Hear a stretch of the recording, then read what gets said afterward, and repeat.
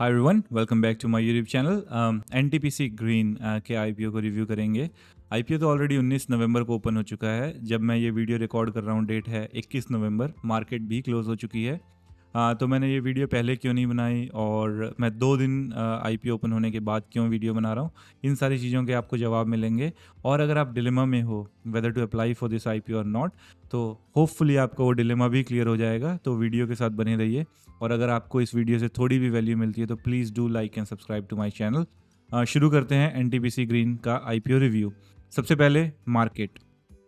ये मार्केट है wait and watch का। इस मार्केट में आप पैसा लगाओगे तो दूसरे के पहले दिन से ही आपको पोर्टफोलियो रेड में दिखेगा, क्योंकि बहुत वॉलेटिलिटी है मार्केट में, बहुत ज़्यादा वॉलेटिलिटी है। एफआईआईज बहुत अच्छे पैमाने पे पैसे बाहर निकाल रहे हैं मार्केट से। तो जितने जितने बड़े टेक्निकल गुरुस एंड पंडित से सबके लेवल्स फेल हो चुके हैं। तो आप प्रेडिक्ट नहीं कर सकते ये कब रुकेगा। आप ये भी प्रेडिक्ट नहीं कर सकते कि कब रिवर्स होगा, कब बुल्स वापस आएंगे। तो आप जो काम कर सकते हो अच्छे से वो है अपने पोर्टफोलियो को मैनेज कैसे कर सकते हो। अगर आप कैश है आपके पास तो वेट एंड वॉच, उस कैश को मार्केट में अभी ना लेके आइए, not the right time to invest. और अगर आपकी पोजीशंस हैं ऑलरेडी तो just stay still, don't do anything, wait करो राइट टाइम का। एंड अगर आपको फिर भी इन्वेस्टमेंट्स करनी है ETFs या म्यूचुअल फंड्स में, आप देख सकते हैं।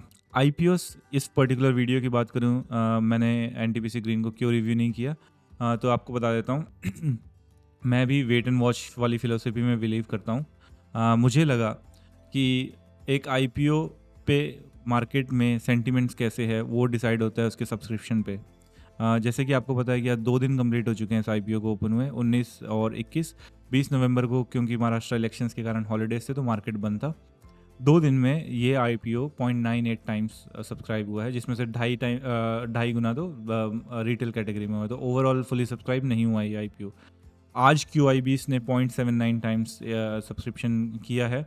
तो मुझे लगा कि अब एक राइट टाइम है वीडियो बनाने का और एक एनालिसिस पे आने का। तो शुरू करते हैं इसके रिव्यूज़ को। आपको होपफुली पता होगा एनटीपीसी ग्रीन के बारे में। एनटीपीसी लिमिटेड एक ऑलरेडी लिस्टेड शेयर है इंडियन शेयर मार्केट में। उसकी सब्सिडरी है NTPC green. NTPC limited power generation में है, कोल एंड हाइड्रो पावर वगैरह में, और एनटीपीसी ग्रीन है सोलर एंड विंड पावर में। तो 6 स्टेट्स में अभी ये ऑपरेशनल हैं और बाकी और भी इनके काफ़ी सारे प्रोजेक्ट्स हैं। यहाँ पे आप ये स्क्रीन पे आप एक बार क्विकली देख लीजिएगा। इस वीडियो का पर्पस इस पर्टिकुलर कंपनी को डिस्कस करना नहीं है, एक कंक्लूजन बिठाना है बेस्ड ऑन द नंबर्स, क्योंकि सारा गेम नंबर से हुआ है इस पर्टिकुलर आईपीओ के साथ। अब शुरू करते हैं। आईपीओ साइज 10,000 करोड़, अच्छा खासा साइज है और fully fresh issue which is good. Objective IPO का एनटीपीसी की एक और सब्सिडरी है जिसका नाम है एनटीपीसी रिन्यूएबल एनर्जी लिमिटेड। तो उसमें इन्वेस्ट होंगे ये पैसे और उनकी कुछ बोरोविंग्स है उसके प्रति भी जाएंगे, उसकी पेमेंट्स एंड रीपेमेंट्स में। तो राइट एंड गुड इंटेंशंस। जो आईपीओ का ग्रे मार्केट प्रीमियम था आरएचपी फाइल होने से पहले, वो था 45 रुपीज़ के लिस्टिंग गेंस पर शेयर पे, जो गिर के नील हो गया बिल्कुल। क्यों? ये प्राइस बैंड के कारण। लोगों का एस्टिमेशन था कि 40 से 60 रुपये के आसपास का प्राइस बैंड आएगा, जो कि नहीं है। 102 रुपये से 108 का प्राइस बैंड है, जिसके कारण मार्केट में इस पर्टिकुलर आईपीओ के बारे में नेगेटिव सेंटिमेंट्स बन गए। बट अब कुछ नहीं कर सकते, ये आ चुका है। अगर हमें अप्लाई करना है तो 108 पे अप्लाई करना है, 138 शेयर्स का लॉट अप्लाई करना है रिटेल कैटेगरी में, और 14,904 के आसपास की इन्वेस्टमेंट हमें चाहिए। ठीक है, कंपनी बहुत अच्छी है। अगर मैं इनकी बैलेंस शीट की बात करूँ, ये बोरोविंग्स वाला फैक्टर हटा देता हूँ तो बहुत ही हेल्दी बैलेंस शीट है। रेवेन्यूज़ देखिए इनके ऑलमोस्ट 1100% के आसपास इंक्रीज़ हुए हैं 2023 के मुकाबले 2024 में। प्रॉफिट आफ्टर टैक्स 101% के आसपास इंक्रीज़ हुआ है 2023 के मुकाबले 2024 में। नेटवर्थ कंपनी की डेफिनेटली बढ़ी हुई है। मार्केट कैपिटलाइजेशन इनका 91,000 करोड़ के आसपास का है। तो everything is good. PAT margin 16.2 के आसपास के हैं। तो सब कुछ सही है, बट बोरोविंग्स वाला जो फैक्टर है इस आईपीओ को थोड़ा सा नेगेटिव, लाइक इनकी बैलेंस शीट को थोड़ा सा नेगेटिव बना देता है।